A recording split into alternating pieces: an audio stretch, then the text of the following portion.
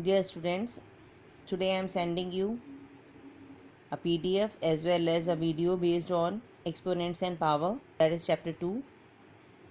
First of all, you should understand what is exponential form.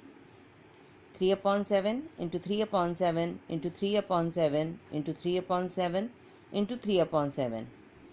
You can easily find out that 3 upon 7 has been multiplied to 3 upon 7 5 times. That is why it can be represented as 3 upon 7 raised to the power 5. Means if same number is multiplied to the number itself, then we have to count the number of times it has been multiplied, and that times will become the power of that number. So here 3 upon 7 is the base and 5 is the exponent. In the same way, 125 can be written as 5 into 5 into 5. It means 5 has to be multiplied by 5 3 times. So it becomes 5 raised to the power 3, where 5 is the base and 3 is the exponent. Then reciprocal of a rational number. 3 upon 7 is equals to 7 upon 3 raised to the power minus 1. Means whenever we reciprocate any number, whether it is whole number or a rational number, then its power will become negative. They can be equalized to each other only if the power of the reciprocal is negative 1. Now, in the same way, minus 3 upon 10 raised to the power 16 and whole power minus 1 can be written as minus 3 upon 10, 16 has to be multiplied by minus 1, so minus 16. This, to remove this minus sign from 16, we have to reciprocate the given rational number, that is minus 10 upon 3, and the indices will become positive 16. In the same way, 8 upon 13 raised to the power 5 whole raised to the power minus 1. We can make direct use of reciprocal, the rational number, to remove the negativity from the power. So we have done 13 upon 8 whole raised to the power 5. Means I have reciprocated the given rational number to convert the negative 1 to positive 1. Now, laws of exponents or laws of indices. The first law is telling about the multiplication if the base is same, x to the power m into x to the power n. Here we have to be sure that the base is same. Then the answer would be x raised to the power m plus n. 2 raised to the power 5 into 2 raised to the power 3 is equals to 2 raised to the power 5 plus 3 is equals to 2 raised to the power 8.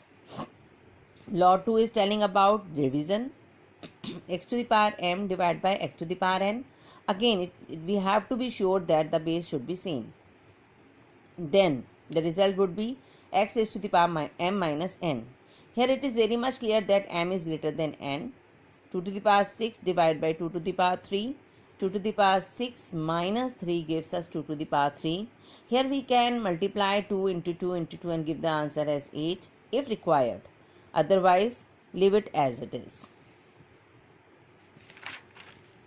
Then the same law, but when m is less than n, means x to the power m is to be divided by x to the power n, then the result will be 1 upon x raised to the power n minus m, as m is less than n.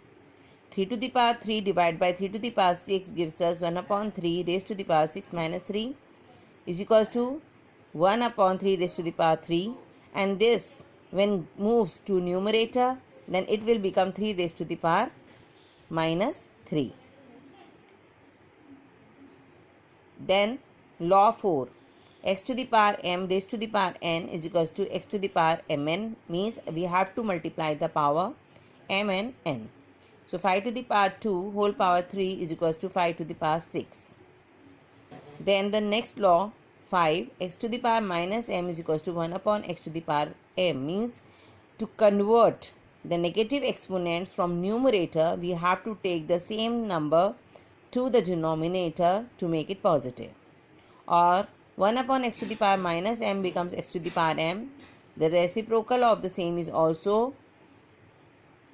defined in a way that the negative exponent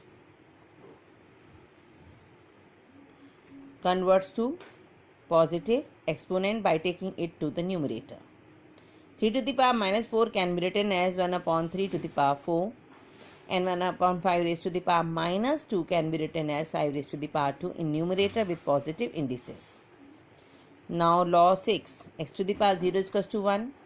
Any number, whether it is positive or negative, having a power 0 gives us result always 1 with positive sign.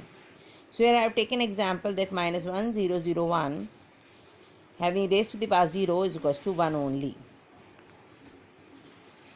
Then law 7, for two different numbers x and y, we have x, y raised to the power m.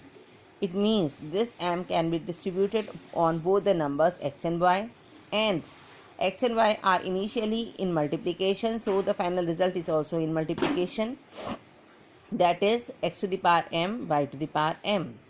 In the same way, x upon y raised to the power m can be written as x to the power m upon y to the power m. Z upon y raised to the power x can be written as z to the power x and y to the power upon y to the power x.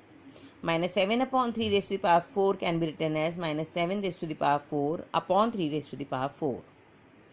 Means whatever be the exponent will be distributed over the numerator and the denominator as well. Then law 8, if x to the power m is equals to x to the power n, that is the base is same. Here we have to look for the base. If the base is same, then the powers will also equalize each other, provided x is greater than 0 and x can never be 1. Then 7 raised to the power x is equals to 7 raised to the power n. Here it shows that x is equals to n because the base are same, so the power will also equalize each other.